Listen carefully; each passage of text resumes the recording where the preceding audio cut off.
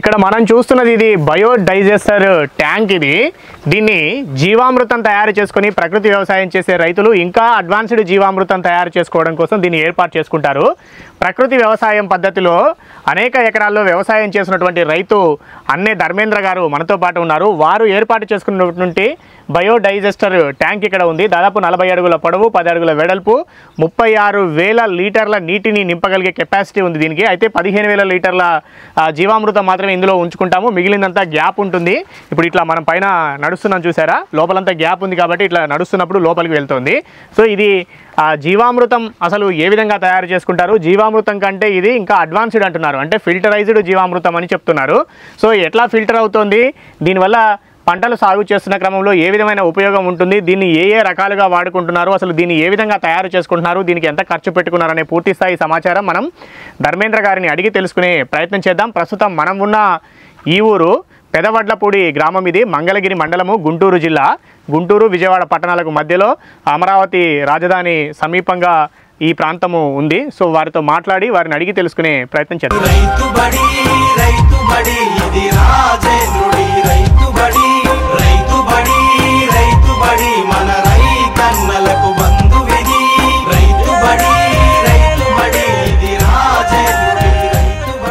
Sir నమస్కారం అండి. నమస్తే సార్, దాదాపు సేంద్రియ పద్ధతిలో వ్యవసాయం చేస్తున్నారు. అవునండి. అంటే ఎన్ని ఎకరాల్లో చేస్తున్నారు? 70-80 ఎకరాల్లో వ్యవసాయం చేస్తున్నారు. ఏమేం పంటలు పండిస్తుంటారు మీరు?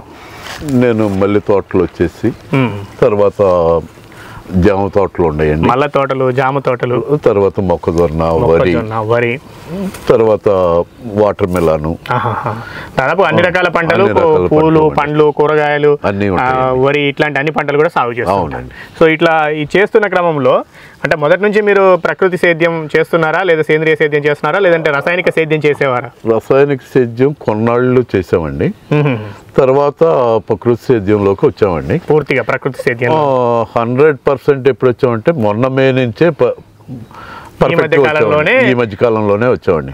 అంతకు ముందు రాక ఏంటంటే పనసంగ రాయల్స్ వాడేవాడిని, ఆయన మందులే వాడేవాడిని అండి. తర్వాత భూమికి కూడా మనం ఈ జీవామృతం ప్లాంట్ పెట్టాలని చెప్పేసి అనుకున్నాం. అంత ముందు రోజుల్లో ఏంటంటే పాలేకర్ గారి వ్యవసాయం, పాలేకర్ గారి పద్ధతులు 2007లో ఎల్ఎన్ గార్డెన్స్లో విజయవాడలో జరిగినప్పుడు వచ్చి స్టార్ట్ చేసాం, కానీ మాకు అంత రిజల్ట్స్ రాలేదండి. కారణం ఏంటంటే మనం ఆచ్ఛాదన చేయటం లేదు, జీవామృతం కూడా పోయాలంటే చాలా కష్టమయ్యేదండి. మనుషులు తయారు చేసుకొని మనుషులే పోయాల్సి వచ్చేది. ఈ టెక్నాలజీలో ఏంటంటే మనకు వచ్చేసి డైరెక్ట్ ఫిల్టర్ అయ్యి వస్తుందండి. ఫిల్టర్ అయ్యే వస్తుంది. అవునండి. అప్పుడు ఎట్లా తయారు చేసుకునే వాళ్ళు అసలు జీవామృతం? ఆవు పేడ, ఆవు మూత్రం. అవునండి. 15 కేజీలు ఆవు పేడ తీసుకునేవాళ్ళం అండి, 5 నుంచి 10 లీటర్లు ఆవు మూత్రం తీసుకునేవాళ్ళం, 2 కేజీలు ద్విదళాల పిండి తీసుకునేవాళ్ళం, ఒక 2 కేజీలు బెల్లం తీసుకునేవాళ్ళం, పొట్టమన్ను అంటే గడ్డి మందులు కానీ ఇలాంటి ఏం కొట్టని చాట ఒక 10 కేజీలు, 1 కేజీ మట్టి తీసుకొని దాంట్లో కలిపేవాళ్ళం. అట్లా ప్రతిరోజు కూడా పొద్దున సాయంత్రం క్లాక్ వైజ్ డైరెక్షన్ లో తిప్పుకుంటా 3 రోజుల తర్వాత తయారయ్యేదండి. దాన్ని వాడేవాళ్ళం. అది మనుషులతోనే పోయాల్సి వచ్చేది, మనుషులతోనే పోయించుకునేవాళ్ళం. ఎక్కువ పట్టేది, కష్టం ఎక్కువ. అవునండి. అదొకటిను. మెయిన్ గా ఏంటంటేనండి ఆయన చెప్పిన ఆచ్ఛాదన అనేది చేయటం అనేది మా వల్ల ఏది కాదండి. ఆచ్ఛాదన అంటే ఎప్పుడు నేలని భూమిని కప్పి ఉంచాలండి, ఏది గడ్డితో గానీ. అవునండి. అది చేయలేకపోయాం. ఇప్పుడు చేయగలుగుతున్నారా? చేయగలుగుతున్నాం. ఇప్పుడు చేయగలుగుతాం. అవునండి. ఇప్పుడు ఏంటంటే మేము ఈ గడ్డిని కూడా గడ్డి మందులు ఏమి కొట్టకుండా స్ట్రబుల్ మోవర్ అని చెప్పేసి గడ్డిని పైన కట్ చేసి ట్రిమ్మర్ లాగా కట్ చేసి మల్చింగ్ లాగా వేసేస్తుందండి. అదే మల్చింగ్ లాగా పరుచుకుంటూ వెళ్ళిద్దండి. ఓకే. సో అట్లాంటిది వాడుకొని ఆచ్ఛాదన అనేది అంటే నేలకు ఎండ ఎక్కువగా తగలకుండా జాగ్రత్త తీసుకోవాలి. సో ఇప్పుడు ఇదైతే ఇంతకుముందు జీవామృతం తయారు చేసుకునే వాళ్ళం, అప్పుడు కష్టం అయ్యేదని చెప్పారు కదా.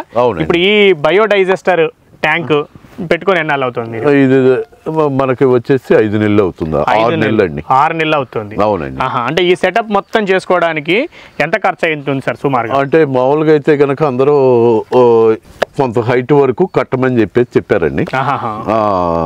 మనం బ్రిక్స్ రాయి పెట్టి కట్టమన్నారు.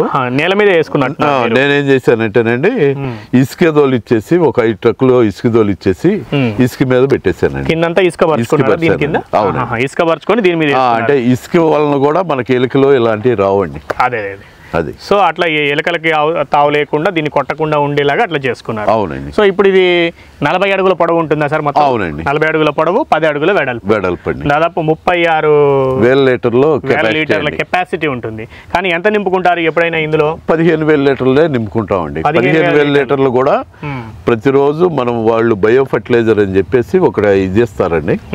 అంటే గోకోబో తెచ్చుకున్నారు సార్, ఎక్కడ దొరుకుతున్నాయి? గుజరాత్ నుంచి తెప్పించాం, నాసిక్ నుంచి తెప్పించాం. ఓకే. సో దీనిపైన ఈ నెట్ కూడా ఉంది కదా, ఇది కూడా దాంతో పాటు లేదండి. ఇక్కడ మాకేంటంటే లోకల్ గా కుక్కలు ఉన్నాయి కదా, ఇదైతే కనుక ఈ నెట్ మాకు అంత ముందు షేడ్ నెట్ కింద వాడింది అనమాట. దాని కాలు గోల్డ్ కి ఇది తగిలింది కాబట్టి ఇరుక్కుంటది కాబట్టి దీన్ని వేస్తే దీని మీద ఎక్కువ అనే ఉద్దేశంతో వేసేవాడు. కుక్కల ఇబ్బంది కల. అవునండి. ఇప్పుడు ఇట్లా ఇది ఎంత మంది ఉంటుంది సార్? ఎన్నాళ్ళ పాటు లైఫ్ ఉంటుంది? 1500 GSM అండి. 1500 GSM మందం ఉంటుంది. అవునండి. 1800 మైక్రాన్లు అండి. 1800 మైక్రాన్లు. అవునండి. ఇది ఎన్నాళ్ళ పాటు లైఫ్ ఉంటుందని చెప్పారు వాళ్ళు? చెప్పడం అయితే కనుక 5 years గ్యారంటీ చెప్పారండి. 5 years లైఫ్ టైం ఉంటుంది అంటున్నారండి. ఉండడం లైఫ్ టైం ఉంటుంది. మేమైతే గ్యారంటీ చెప్తున్నామని చెప్పారు. సో ఇట్లా నడిచినా ఏం అవదా సార్? ఏమవుదండి, ఎక్కి తొక్కినా కూడా ఏం కాదు. ఏం కాదండి. మీరు గ్యాస్ మీదే ఉంటారండి. వాటర్ మీదకి మీదకి వెళ్ళలేదు. సో దీన్ని ఎట్లా తయారు చేసుకుంటున్నారో చూపిస్తారా సార్ ఒకసారి? అంటే దీంట్లో ఏం ప్రాసెస్ చేస్తారనేది. అలాగే. సో ఇది 5-6 నెలలుగా మీరు దీన్ని వాడుతున్నారు. అవునండి. ఇక్కడ ఈ సెటప్ సార్? ఇది సెటప్. ఇక్కడ ఒక పెద్ద డ్రమ్ము, 200 లీటర్ల డ్రమ్ము పెట్టుకున్నారు. అంటే ఆ ట్యూబ్ లోకి వెళ్ళాలంటే ఈ విధంగా సెటప్ ఇచ్చామండి. ఈ పైపు ఎంత సార్? ఇది 5 ఇంచులు ఉంటుంది. 4 ఇంచులు. అవునండి. 4 ఇంచుల పైపు ఈ సెటప్ పెట్టుకున్నారు. ఇక్కడ ఏమేమి వేస్తారు? దీంట్లో నుంచి పోసుకుంటారా? దాంట్లో వచ్చేసి ఆవు మూత్రము ఇక్కడ పెట్టినట్టున్నారు కదా. అవునండి. ఆవు మూత్రము, మజ్జిగ, ఆ తర్వాత బెల్లం అండి. బెల్లం అండి. Okay sir. తర్వాత నీళ్లు. అవునండి. ఇదేమో పేడ అండి. ఆవు పేడ. అవునండి సార్. ఆవు పేడ, ఆవు మూత్రము, మజ్జిగ ఇవన్నీ కలుపుకున్నవి తీసుకొని దాంట్లో వేస్తామండి. ఎంత వేస్తారు? అంటే ఎన్ని రోజులకు ఒకసారి వేస్తారు? అంటే ప్రతిరోజు కూడా మనకి దీంట్లో మనకు వచ్చేది 300 లీటర్ల అవుట్పుట్ వచ్చిందండి. రోజుకి 300 లీటర్ల అవుట్పుట్. అవునండి. అంటే మనం ఎక్కువ వేసుకుంటే ఎక్కువ రాదా? రాదండి. అంటే దాని కెపాసిటీ ఎంత? ఇప్పుడు 36,000 లీటర్ల కెపాసిటీ అన్నారు కదా. అవునండి. 15,000 లీటర్లు మనము 50 రోజుల పాటు వేస్తే 15,000 లీటర్లు పూర్తి అయిద్దండి. ఇది పోస్తారా సార్ ఇందులో? ఇవి అవునండి, పోస్తామండి. ఈ రోజు పోసారా? ఈ రోజు పోస్తున్నామండి. ఇప్పుడే పోస్తున్నారా? అవునండి. ఓకే. మొత్తం 15,000 లీటర్లు. మనం రోజుకు 300 లీటర్లు మాత్రమే పోసుకోవాలి, ఇవన్నీ కలుపుకోవాలి. అవునండి. అలాగే మనకు ప్రతిరోజు 300 లీటర్లు వచ్చిందండి. దాంట్లో నుంచి 10% అంటే 30 లీటర్ల జీవామృతం మళ్ళీ దీంట్లోనే పోయాలండి. కల్చర్ కావాలండి కంపల్సరీగా. కల్చర్ ఖచ్చితంగా కావాలి. అవునండి. బయట అక్కడ తీసుకుంటారా? ఇక్కడ పోసుకోవడం అయితే ఆవు మూత్రము. అవునండి. ఎంత పోయాలి సుమారుగా? 300 లీటర్లు అండి. ఆవు మూత్రం ఏంటంటేనండి మాకు ఈ రోజుల్లో వర్షాలు పడతా ఉంటాయి కాబట్టి మామూలుగా అయితే కనుక 20 లీటర్లు పోస్తామండి. వర్షాలు పడతాయి కాబట్టి వర్షం నీళ్లు కూడా వస్తా ఉంటాయి కాబట్టి 40 లీటర్లు వాడతామండి. 40 లీటర్లు ఆవు మూత్రం నీళ్లు కలుస్తున్నాయి అనే ఉద్దేశం. రెండు కూడా ఆవు మూత్రం పోసారు. అవునండి. ఇంకో 2 ఉండాలి కదా, దాంట్లో పేడలో కలిపాం. ఇది మజ్జిగ అండి, పులిసిన మజ్జిగ. అవునండి. ఓకే. ఇది ఒక 20 లీటర్ అట్లా పోసుకుంటారు. అవునండి. సో ఆవు మూత్రము, ఆవు మజ్జిగ, తర్వాత ఆవు పేడ అన్ని కలుపుకొని 300 లీటర్లు పోసుకుంటారు. అవునండి. 300 లీటర్లు పోసుకున్నాక మొట్టమొదట పోసుకున్నప్పుడు రోజుకు 300 పోసుకుంటే ఇంకెన్ని రోజుల తర్వాత అక్కడ మనకు జీవామృతం రావడం మొదలవుతుంది? మనం 50 రోజుల తర్వాత 51వ రోజు నుంచి స్టార్ట్ అయింది. అంటే ఈ 15,000 లీటర్లు జమ అవ్వాలండి. అయిన తర్వాత 51వ రోజు నుంచి ఇంకా మనం అవుట్పుట్ తీసుకోవచ్చు. అవునండి. ఓకే. సో అక్కడ తీసుకోవస్తుందా సార్ అది? అవునండి. చూద్దాం, అక్కడికి వెళ్దామా? ఒక్కరు రండి, ఒక బకెట్ తీసుకొని చూపిద్దాం అక్కడ కూడా ఎట్లా వస్తుందో. సో ఇక్కడ ఇంకో పైప్ ఏదో పెట్టుకున్నారు సార్, ఇదేంటి మధ్యలో? గ్యాస్ అండి. గ్యాస్ రిలీజ్ అవటం కోసం ఇదేంటంటే మనకు మామూలుగా అయితే బర్న్ కూడా ఇద్దండి గ్యాస్. అవునా సార్? వచ్చిన గ్యాస్ ని మనం వాటర్ కనుక చేస్తే ఫ్రీగా వదిలేసాం అనుకోండి, లిక్విడ్ కూడా వచ్చేసిద్దండి. వాటర్ లో ఉంటే లిక్విడ్ రాకుండా ఓన్లీ గ్యాస్ రిలీజ్ అవుతుంది. ఓకే, ఈ గ్యాస్ ని వాడుకోవచ్చా వంట? సో ఇక్కడ నుంచి ఇట్లా గేట్ వాల్ ఇచ్చుకున్నారు బయటికి. అవునండి. సో ఇట్లా గేట్ వాల్ ఆన్ చేసుకుంటే ఆటోమేటిక్ గా ఓపెన్ చేసి మెల్లగా తీయండి, దూరంగా చిక్కగా వస్తుంది. అవునండి.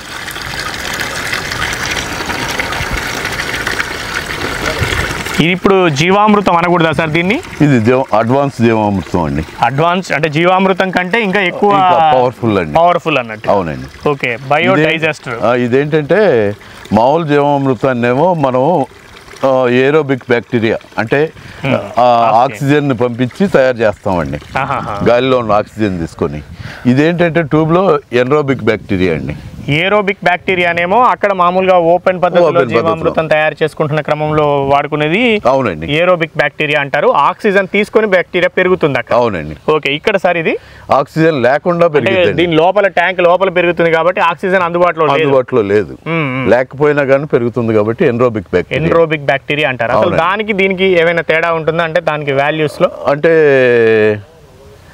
ఎన్రోబిక్ బ్యాక్టీరియా మనకి కంప్లీట్ గా తయారయ్యేటప్పటికి 50 రోజులు టైం తీసుకుంటుందండి. అదైతే 3 రోజుల్లో తయారైపోద్దండి. అదే ఏరోబిక్ అయితేనేమో ఆక్సిజన్ తీసుకొని తొందరగా పెరిగిపోతుంది. ఇది ఎక్కువ రోజులు సమయం తీసుకొని పెరుగుతుంది కాబట్టి ఇది ఇంకా ప్యూర్ న్యాచురల్ గా చెప్తారు. అవునండి. దీన్ని ఇంకా బయో ఎంజైమ్స్ గా తయారు చేసుకుంటానికి కూడా వాడతారండి. బయో ఎంజైమ్స్ గా తయారు చేసుకోవడానికి మొక్క వేర్లు వెంటనే తీసుకుంటాయండి బయో ఎంజైమ్స్ అయితే. జీవామృతం కంటే కూడా అడ్వాన్స్.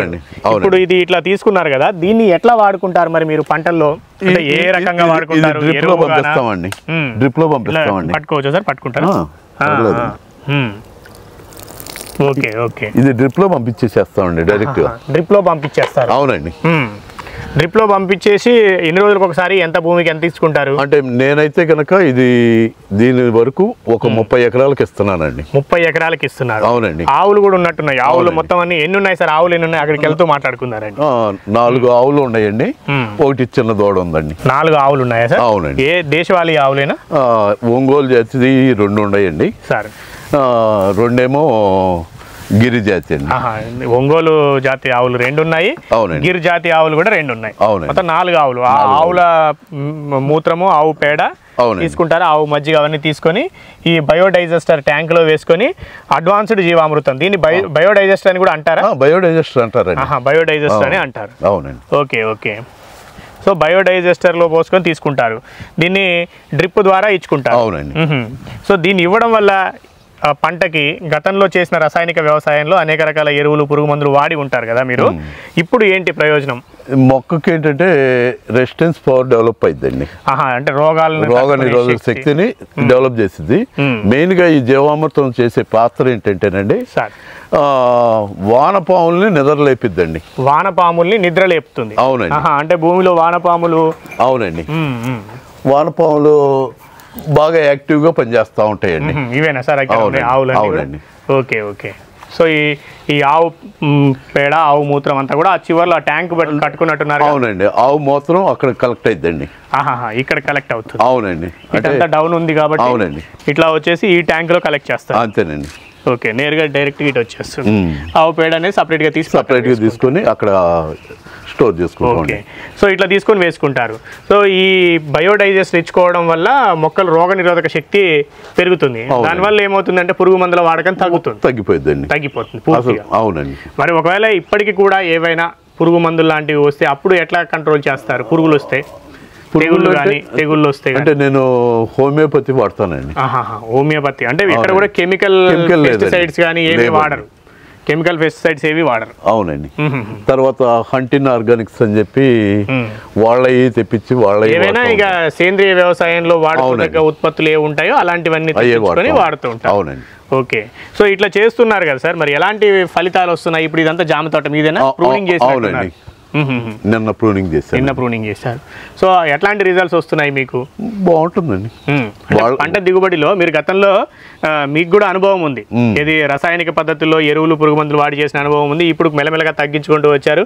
పూర్తిగా ప్రకృతి సేద్యంలో వాళ్ళకంటే ఎక్కువ ఉందండి దిగుబడి. వాళ్ళకంటే ఎక్కువ దిగుబడి తీస్తున్నారా? అవునండి. ఎందుకంటే నేను ఆయిల్స్ భూమిలోకి ఎరువు కింద ఆయిల్స్ వాడేవాడిని. అంతకుముందు కూడా నేను ఫర్టిలైజర్ మానేసి దాదాపు 15 సంవత్సరాలు అవుతుంది. 15 సంవత్సరాల నుంచి ఎట్లాంటి రసాయనిక ఎరువుని వాడట్లేదండి. ఓకే, పశువుల ఎరువు లేదంటే ఈ సేంద్రియ పద్ధతిలో ఇచ్చుకునే అనేక రకాల ఏ ఉన్నాయో భూమికి బలం ఇచ్చేవి అవి వాడుకుంటాం. అవునండి. Okay sir, okay. సో ఇప్పుడు ఈ బయోడైజెస్టర్ లేదా అడ్వాన్స్డ్ జీవామృతాన్ని కేవలం నేలకు ఇచ్చుకొని మొక్కల రోగనిరోధక శక్తి పెంచుకోవడానికేనా, లేదు ఇంకేదన్నా మీరు స్ప్రేయింగ్ కూడా వాడుతున్నాం అండి? స్ప్రేయింగ్ కూడా వాడుతున్నారు. ఇంతకుముందు అక్కడ ఏదో ఖాళీ పొలంలో ఏదో స్ప్రే చేస్తున్నారు. అవునండి, ఖాళీ పొలంలో వచ్చేసేటప్పటికి మనకేంటంటే ఇప్పుడు మొన్న తడి దుక్కులు దున్నేవాడిని. దుక్కులు దున్నప్పుడు అంతా గట్టి పడిపోయింది అనమాట, కత్తెరగడ్డలా తయారైపోయింది. మనం ఆ జీవామృతాన్ని ప్లస్ ఆ తర్వాత డిస్నిల్ సాయిల్ అని చెప్పేసి హుంటిన్ ఆర్గానిక్ సాయిల్ అనమాట. దాంట్లో ఏంటంటే మనకి భూమిలో వచ్చే అంటే ట్రైకోడర్మా ఇట్లాంటివన్నీ ఉంటాయండి. భూమిలో శిలీంధ్రం వలన వచ్చేవన్నీ కూడా కంప్లీట్ కంట్రోల్ అవుతాయండి. ఓకే, దాన్ని ఆటలో కలుపుకొని అందులో జీవామృతం పోసుకుంటాం. వాటర్ బదులు జీవామృతాన్ని కలిపి అందుబాటులో ఉంది కాబట్టి కలుపుకోవచ్చు. అట్లా వాటర్ జీవామృతంలో కలుపుకోవచ్చు, ఎందుకంటే అది ఆర్గానిక్-ఏనండి. అవి అసలు జీవ ఎరువులేనండి. అదే వాటికి ఏది దేనికి నష్టం అనేది లేదండి. సో అందుకని అట్లా కలిపి దాన్ని ఇచ్చుకుంటున్నారు. నేలకి ఇవ్వడం వల్ల ఏమవుతుంది, నేల గొల్లబారుతుంది, ప్లస్ ఏమో శిలీంధ్రాలు అంతకు ముందు పంట అవశేషాలు ఏదన్నా ఇది ఉన్నా కానీ బ్యాక్టీరియల్ తెగుళ్ళు ఇవన్నీ కూడా కంప్లీట్ కంట్రోల్ క్లీన్ అవుతాయి మొత్తం అన్ని కూడా. ఓకే, అట్లా దాన్ని అన్ని రకాలుగా వాడుకుంటున్నారు. స్ప్రేయింగ్ లో మెయిన్ ఇంగ్రీడియంట్ గా వాడుతున్నారు వాటర్ బదులుగా, లేదా అలాగే డ్రిప్ ద్వారా కూడా ఇచ్చుకుంటున్నారు. అవునండి. ఓకే, రోజుకు 300 లీటర్లు తీసుకోవాల్సిందేనా ఖచ్చితంగా, లేదా 2 రోజులు ఆపుకోవచ్చు అండి, కానీ మనం డైలీ వాడుతూ ఉంటామండి. ఇప్పుడు మనం ఇంచుమించుగా 30 ఎకరాలు ప్రతిరోజు 5 ఎకరాలకు ఇస్తామండి 50 లీటర్ల కడికి ప్రతి పైరుకి. అంటే నేను వాడే జామ కానీ మల్లి కానీ లేకపోతే వీటన్నిటికి. ఇక్కడ జామ తోట ఉందండి, పైన జామ తోట ఉంది, ఇక్కడ మల్లి తోట, ఇక్కడ మల్లి తోట. తర్వాత అక్కడ మీరు ఇందాక తీసేసింది మల్లి తోటేనండి. అది మల్లి తోట. అవునండి, అది మల్లి తోటేనండి. వీటన్నిటికి వాడేవాడిని.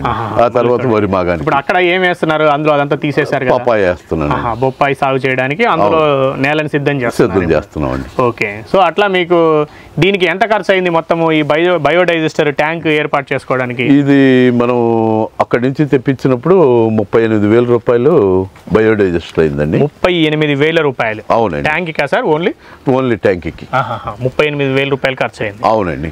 ఆ తర్వాత మనం 6 ట్రక్కులు 5 ట్రక్కులు ఇసుక తోలాము దానికి, అది ఒక 10,000 రూపాయలు ఖర్చు అయింది. తర్వాత అక్కడ మన హైట్ కోసం వరలు పోసాం, వరలు పెట్టామండి. అవునండి, దానికి ఒక 2,000 రూపాయలు ఖర్చు అండి. అవునండి. ఆ ట్యాంక్ వచ్చేసి 800 రూపాయలు అండి, డ్రమ్ అండి అది. సో ఇట్లా మొత్తం అంతా కలుపుకుంటే సుమారు 50,000 రూపాయలకు పైగా ఖర్చు అయింది. 50,000 రూపాయలు. ఓకే, లేదు మామూలుగా జీవామృతం చేయాలన్నా కూడా జీవామృతం కట్టుకోవాల్సి ఉంటుంది. జీవామృతం చేసుకోవాలంటే ట్యాంక్ కట్టుకుంటామండి, అన్నీ కడతాం కానీ ఫిల్టరేషన్ అనేది ఇంతవరకు లేదండి. మనకి ఫిల్టరేషన్ అనేది లేదు. ఇప్పుడు ఇదేమో డైరెక్ట్ గా ఫిల్టర్ అయిపోయి మనకు డైరెక్ట్ గా వచ్చేసేస్తుందండి. ఓకే, అది తీసుకెళ్లి మనం డైరెక్ట్ గా డ్రిప్ లో వదిలేయటమే. దాన్ని కట్టుకోవాలన్నా ఎంతో కొంత ఖర్చు అవుతుంది. అవునండి. సో దానికి అదనంగా ఈ ఫిల్టరేషన్ అనేది ఇట్లా పెట్టుకుంటే, ఇప్పుడు ఫిల్టర్ చేసుకోవడానికి ఉన్న ఏకైక మార్గం ఇది ఒకటేనండి. ఇంకే ఇంత ముందు చాలా రకాలు చేసాం కానీ ఏది సక్సెస్ కాలేదు. అవును. సో ఇది ఈ నేల బారిన ఉన్న ట్యాంక్ ద్వారా మాత్రమే సక్సెస్ అయిందండి 100%. ఓకే, ఎందుకంటే ఈ కింద గ్యాప్ ఉంటుంది కాబట్టి పైన గ్యాస్ ఫామ్ అవుతుంది. సో దాని ద్వారా ఇది చాలా రోజులు 50 రోజుల ప్రయాణంలో ఫిల్టర్ అవుతూ వచ్చేస్తుంది. అవునండి. ఓకే. సో ఇది వాడక ముందు మామూలుగా జీవామృతం ఇచ్చుకున్నప్పటికీ ఇప్పటికీ మీకు పంటకు వస్తున్న ఫలితాల్లో ఏమైనా తేడా గమనించారా? ఇదంతా కూడా 3 నెలల నుంచే కాబట్టి ఇంకా ఫలితాలు అనే దానికన్నా కూడా ఇప్పుడు జాంకాయం టేస్ట్ పెరిగిందండి. అంటే గత 5 నెలల నుంచే నేను కంప్లీట్గా గడ్డి మందులు అనేది ఆపేవాడిని పూర్తిగా. అంతకుముందు గడ్డి మందును వాడేవాళ్ళం, సేంద్రియ వ్యవసాయం అని చెప్పలేమండి. చెప్పలేమండి. సో సో అది వాడినాక ఇంకా పూర్తి స్థాయిలో ఫలితాలు అనేవి ఇప్పటికి ఇంకా రాలేదండి. ఇంకొక 6 నెలలు కానీ కాకపోతే సాయిల్ అయితే మాత్రం బాగా గుల్లబారిపోయిందండి. సాయిల్ భూమి అంతకు ముందు ఉన్న దాని మీద ఇప్పుడు ఇంకా మనం చేలో నడుస్తున్నాం అనుకోండి, మనకి ఈ రోజు కూడా వర్షం పడింది, మన చేలోకి వెళ్తే మట్టి అవుతుంది. మట్టి అవ్వకుండా మట్టి అవ్వదు. Okay okay. స్పాంజీ లాగా నేల ఉంది. నేల స్పాంజీ లాగా. అవునండి. వానపాములు బాగా తిరుగుతున్నాయి. వానపాములు కనపడుతున్నాయి. సో ఇంకా మీకు ఆటోమేటిక్ గా నేల ఎట్లా మార్పు చెందింది అనేది మీకు తెలిసిపోయింది. ఓకే. సో ఇప్పుడు ఏమేమి జామలో ఎన్ని ఎకరాలు వేసుకున్నారు సార్? సుమారుగా 9 ఎకరాలు ఉందండి. ఒకటే వెరైటీ? 4 ఎకరాలేమో మన తైవాన్ పింక్ ఏదో ఉందన్న, రెడ్ లేడీ, ఇది జపాన్ గోవా అండి, Japan diamond guava. Okay. Taiwan pink ఏమో 5.5 ఎకరాలు. 5.5 ఎకరాల్లో తైవాన్ పింక్, ఇంకో దాంట్లోనేమో డైమండ్. 4 ఎకరాల్లోనేమో డైమండ్, జపాన్ డైమండ్. అవునండి. సో మళ్ళీ ఎన్ని ఎకరాల్లో చేస్తున్నారు ఇక్కడ? సుమారుగా 14 ఎకరాలు మళ్ళీ పూలు సాగు చేస్తున్నారు 14 ఎకరాల్లో. అవునండి. సో ఇట్లా ఇంకా వేరే వేరే పంటలు కూడా బొప్పాయి, వరి అవి అన్ని సాగు చేస్తున్నారు. ఓకే. ఎట్లా ఉంది సార్ ప్రకృతి వ్యవసాయం? ఎట్లా అనిపిస్తుంది అంటే నేలకు మనం ఏదో తిరిగి తీసుకోవడమే కాదు, మనకు చేతనైనంత తిరిగి ఇవ్వాలన్న ప్రయత్నం అయితే, తాపత్రయం అయితే మీ దగ్గర చూసిన తర్వాత కనబడుతుంది మాకు. ఎట్లా అనిపిస్తుంది మీకు? అంటే ఇది హ్యాపీ అండి. ఏంటంటే ముందు మనశ్శాంతి అనేది మనకు ఉంటుంది. అవును. నేలని ఆరోగ్యంగా ఉంచుతున్నాం. ఇప్పుడు ప్రతి ఒక్కళ్ళు చెప్పేది ఏంటంటే మొక్క ఉంది, మొక్క మనిషి జంతువు అన్ని ఒకటేనంటారు, వాటికి ప్రాణం ఉందంటారు. మనం విపరీతంగా మందులు కొడుతున్నాం. మందులు కొడుతుంటే మనం అంటే చేతులు ఉన్నాయి కాబట్టి గోక్కుంటున్నాం. మంట పడితే అవి ఎక్కడ గోక్కుంటాయండి?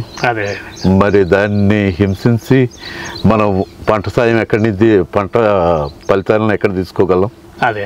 సో అలాంటి హింసకు గురి కాకుండా వాటికి అనుకూలంగా ఉండేలాగా జీవ ఎరువులు ఇచ్చుకుంటూ వ్యవసాయాన్ని ముందరికి తీసుకెళ్తున్నారు. ఈ బయోడైజెస్టర్ ఇంకెక్కడైనా వాడుతున్నారా సార్? మీ దగ్గరే కనపడింది అంటే నేను గుజరాత్ లో చూసాను. గుజరాత్ లో చూసారు, చూసి వచ్చి తర్వాత మీరు మొదలు పెట్టాను. ఓకే ఓకే, రైట్ అండి. Thank you sir.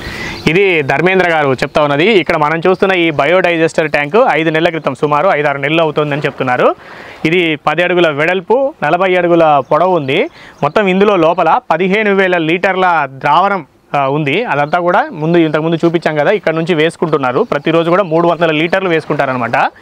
ఆవు పేడ, ఆవు మూత్రము, పులిసిన ఆవు మజ్జిగ ఇట్లాంటివి, అదేవిధంగా బెల్లం ద్రావణం, ఇవన్నీ కలుపుకొని మట్టి ద్రావణం కూడా కలుపుకొని అన్నీ కూడా ఇందులో వేసుకుంటారు. మొత్తం వేసుకుంటే ఇట్లా 50 రోజుల పాటు వేస్తే 15,000 లీటర్ల ద్రావణం కింద స్టోర్ అయి ఉంటుంది. ప్రతిరోజు 51వ రోజు నుంచి ఒక 300 లీటర్లు, ఆ చివరిలో ఇంతకుముందు మనం చూపించాం కదా, బయటికి ఓపెన్ చేస్తే వచ్చేస్తుంది, అక్కడ నుంచి ప్రతిరోజు 300 లీటర్లు కలెక్ట్ చేసుకుంటాము అంటున్నారు. ఆ 300 లీటర్లలోంచి 10% అంటే 30 లీటర్లను తీసుకొని మళ్ళీ దీంట్లో వేసుకుంటారు.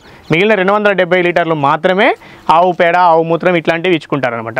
సో ఇట్లా రోజుకు 300 లీటర్లు ఇక్కడ నుంచి ఇచ్చుకుంటారు, అక్కడ 300 లీటర్ల జీవామృతాన్ని బయటికి తీసుకుంటారు. దీన్ని జీవామృతం అనడం కంటే కూడా అడ్వాన్స్డ్ జీవామృతము లేదా బయోడైజెస్టర్ అని పిలుస్తున్నారు అనేది ధర్మేంద్ర గారు చెప్తా ఉన్నారు. ఎందుకు అనంటే జీవామృతం ఓపెన్గా తయారు చేసే క్రమంలో ఇవన్నీ వేసుకుంటారు, ఆవు పేడ, ఆవు మూత్రం అందరూ చేసుకునేవే. అయితే అది ఓపెన్లో జరుగుతుంది కాబట్టి అక్కడ బ్యాక్టీరియాకు ఆక్సిజన్ అందుబాటులో ఉంటుంది, దాన్ని ఏరోబిక్ బ్యాక్టీరియా అంటారు అనేది చెప్తా ఉన్నారు.